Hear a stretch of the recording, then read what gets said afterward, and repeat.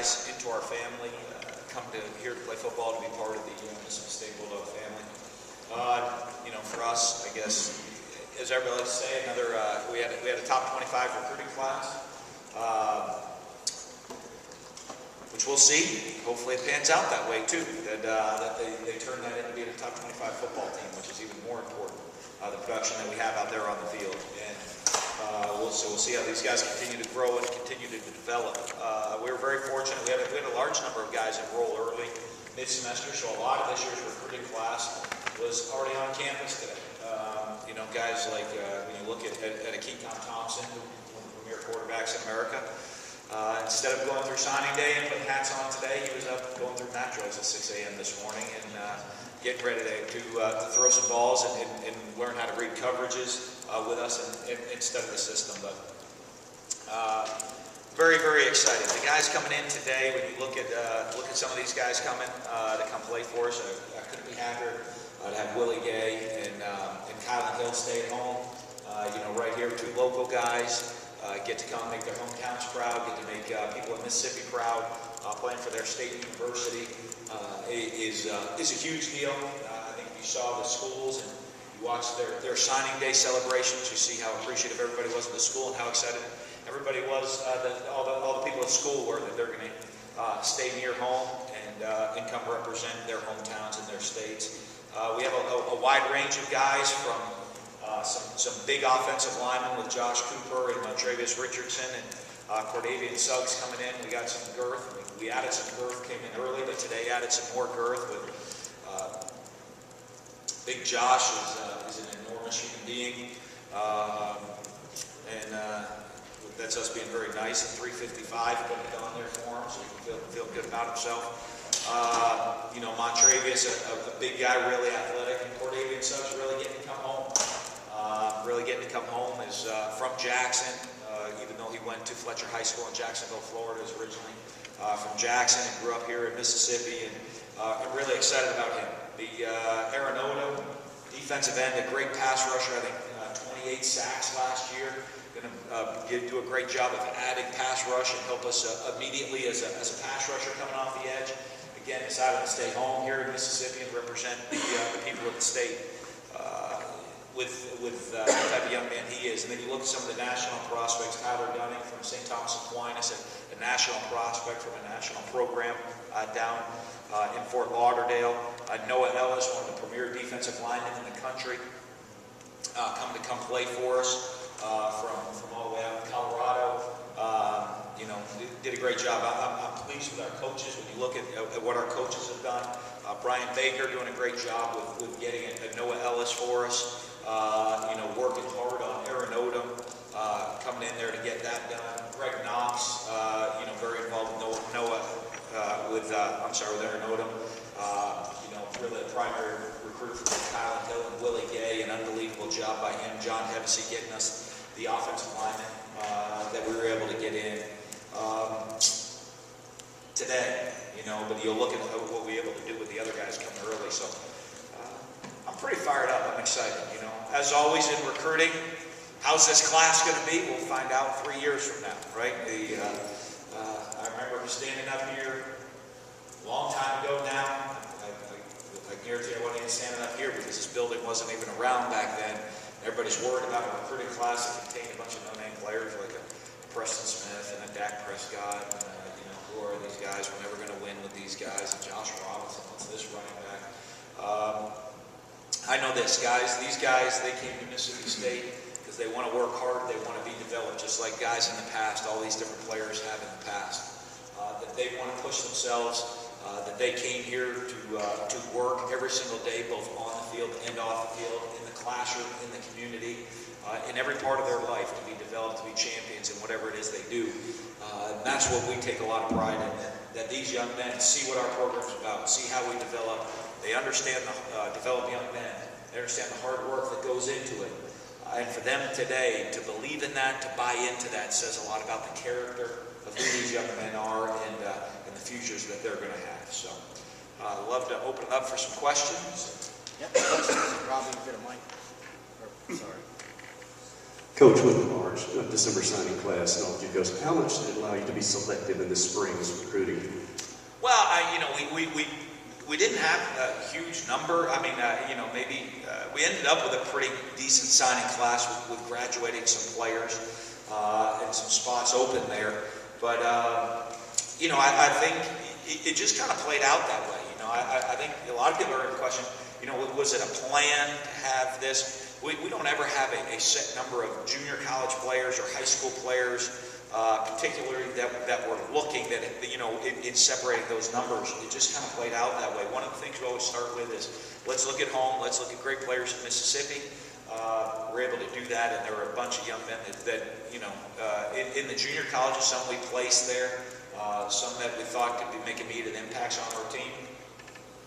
With getting those guys in early.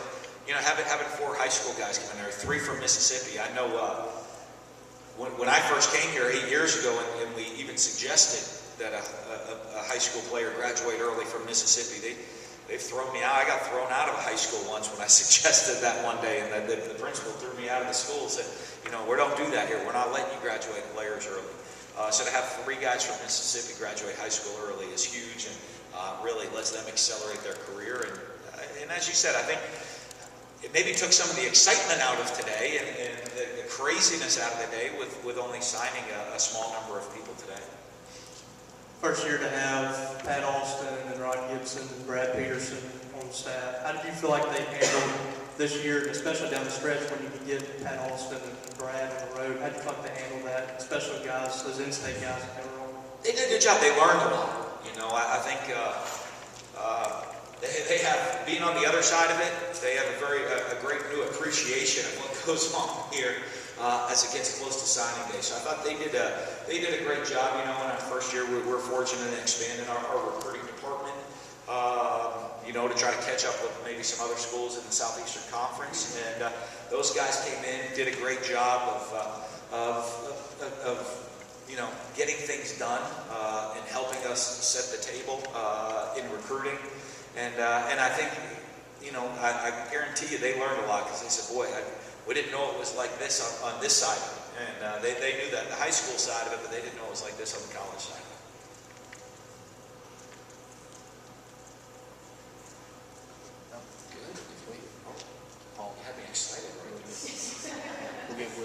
Coach, you mentioned about the offensive line of bigger guys. When we talk about going that route and talking 6'6", 6'7", 6'8". Well, it's a good thing we got some tall quarterbacks coming here with the size of those guys. Well, I think sometimes an offensive lineman, you're going one of 2 directions with them. Very rarely do they come completely ready to go coming out of high school. So we either got to get them bigger or get them smaller one way. And some of the guys this year, we're going to have to slim up and get them a little bit smaller. I think having that size, what we evaluate to me is the athleticism. So the fortunate way to have guys that have the athleticism that these guys have with the size on top of it is a big bonus, and it should help us have a bigger offensive line to hopefully run the football in the future. Been a long time in-state commit near Odom flip to Louisville when he flips back today. What have the past couple of weeks been like with him? What kind of went down with his recruitment? I don't know. I mean, I'm sure he'd answer that better. We've kind of tried to stick with him the whole time, in how he was. But everybody handles recruiting different, and so I think we had some good talks over the last couple of weeks, and after that went down, and I think, he talked and he understood. He really wanted to stay home. He wanted to stay home and represent the state of Mississippi. And, and I think you get caught up in a lot of the recruiting hype sometimes. And I think there was a little bit of that. He got caught up in some of the hype, and at the end he realized, this is where he belonged, and this is the family he wanted to be in. And, I think at the very end, he kind of quieted down and shut everything down and kind of went a little dark, because of all the attention it brought early on. With those additions to the recruiting staff you mentioned, how valuable was that with the changes you had in the assistant staff positions? And related to that, do you have any timeline on replacing or filling those positions in the coming weeks? We would. I'd like to get the staff in place in the very, very near future for us to finish and complete our coaching staff. Certainly having those guys here and the ability that, that they ended up taking some of the full-time positions to go out on the road recruiting help with some familiarity with guys. But I think those positions, if you start to also look at, what we're able to do, not just not just gathering information on local players, but gathering information on players from around the country, certainly it helped out in getting guys like a Tyler Dunning, on board, like like a Noah Ellis, even a Tucker Day, who, we get, we have 3 All-Americans, and he's one of our All-Americans in the group. Tucker is, and excited to have him, that he can both punt and kick, come in, and there's a good chance he'll be our kicker next year. I know in his mindset, that's the attitude he's coming in to take that job. Keaton Thompson is different than a guy like Dak as a high school prospect. I mean, Keaton, all schools knew who that guy was. How excited are you to be able to coach that guy from your experience as, coaching up quarterbacks and all that? Well, I think it's huge. He came here because he knows how we develop quarterbacks. And even though early on in recruiting it wasn't as highly recruited, as a lot of guys around the country, he ended up having a spectacular senior year, which maybe didn't surprise me at all, because I knew the type of player he was when he committed to us a long time ago. But I think he knows coming in, he's got an unbelievable opportunity to get on the field early in his career. I think if you look at how we've been able to develop quarterbacks, and I think, I hope he's as excited to be here as I'm as excited as he is here, because he's got that factor. He wants to learn. He's a sponge right now, wants to absorb, wants to get out there and work on the field, wants to get in the classroom and learn. And, with the quarterback situation, we need that, because he's going to have the opportunity to be on the field playing for us right away next year. Defensive coordinator switch, what impact do you think that had on this year's class? I think a lot. With the look at the defensive guys coming in, there's a lot of excitement with it. We're able to go out and get one of the premier coordinators in the nation, in Todd Grantham, and if you look what he's done as a coordinator, at Georgia, at Louisville before he came here, do a track record. He fits what we want on defense. Which the guy's going to bring an attacking style. Guys are always going to play hard. They're great against the run. Physical defense. So I think that helps solidify what our image is here of what we expect defensively, and certainly helped close out having the guys that we got on the defensive side of the ball. And just on the 13 early enrollees, that seems like a high number from my point of view at least. Have you ever been part of a class that was that high in early enrollees? We've been close. We've been close a bunch. I think that's our most here at Mississippi State. I think at Florida, I've been at Florida where we had a lot. In a couple of years, we had a lot of high school guys coming early. So I don't know if we've hit 13, but we've been up there before. So I think it's a big advantage for those guys. They're getting the opportunity to go, not just get a huge jump in off-season conditioning. They're going to get the opportunity to go through spring ball to learn the offense and the defense. And they get a huge jump academically starting their college career, so it is a really big advantage for them. With having most of the class already in here, didn't that make things any less stressful for you as a coaching staff this morning, or were things as intense as ever in that room this morning? It always is that way. It's a pretty intense day.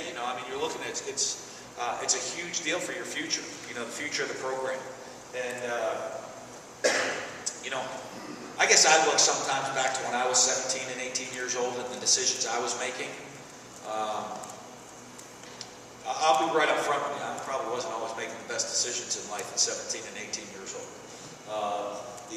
Hopefully I made some good ones, a bunch of good ones as well, but you're looking there and you're looking at these decisions affect, our program and our future. You hope that, to me, that guys are making decisions for the right reasons.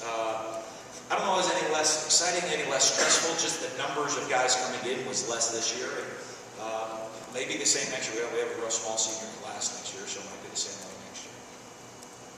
Coach Colin Hill, obviously a local prospect, but also one of the more explosive running backs in the country, able to get him committed early. What did you see in him that made you feel like he was a priority target?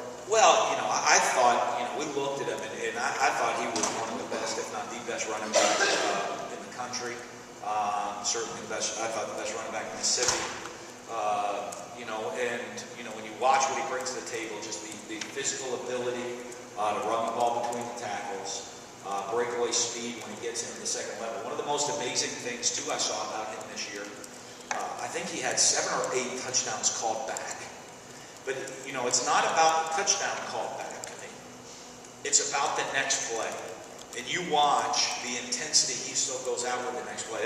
There was not a head down. There was not a, what's going on. After touchdown number 8 on the season of your long runs gets called back, you think, are you going to shove the shoulder, like, what's going on?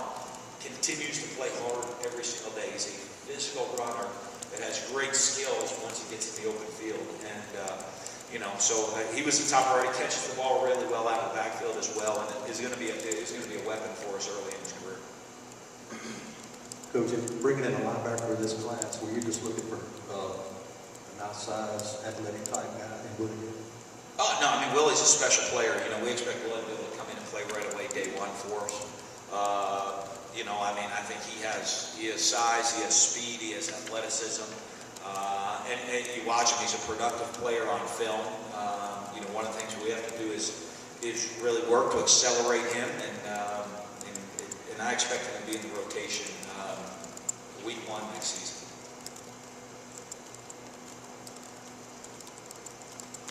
Other questions? David? Have you talked to John Cohen about the contract year deal extension at this point? Anything to say about that? He's back here. I'll grab him afterwards. Maybe we'll have a word. No pressure. We've worked on it. I think we're pretty close to getting all that stuff done. Which is really exciting for me. I love being here. I love being the head coach here. I love what we've been able to build here. Even this time where you look at recruiting of the type of players we're able to bring in. We have such a unique situation, and I think I'm very fortunate. I'm very fortunate with the administration here, with the fan base here. That we have great trust in the fan base. That I sometimes I'm not bound to recruit by the star system. There's trust that when we evaluate a player, we think this guy can really help us and be special. There's a tremendous amount of support from everybody from what we've been able to do in the past, and so it's a unique situation, I guess, in a lot of coaching world, and it's one of the reasons that I love being here. And you look at the support we've had from the administration, the support we've had from the fan base. What we've been able to build.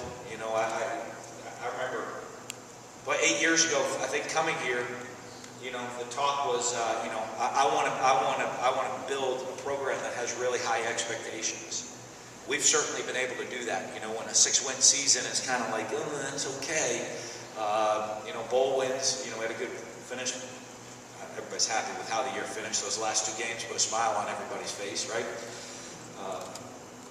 If we do get into negotiations, say with John, I'm going to walk him right by that Egg Bowl trophy, and I might put it right on the table in the middle, because I know that always helps for our fan base. But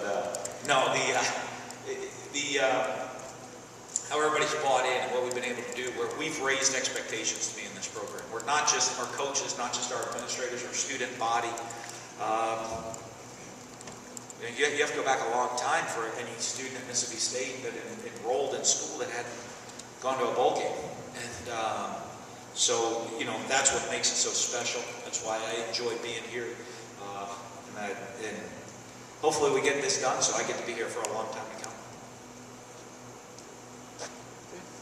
Thank you.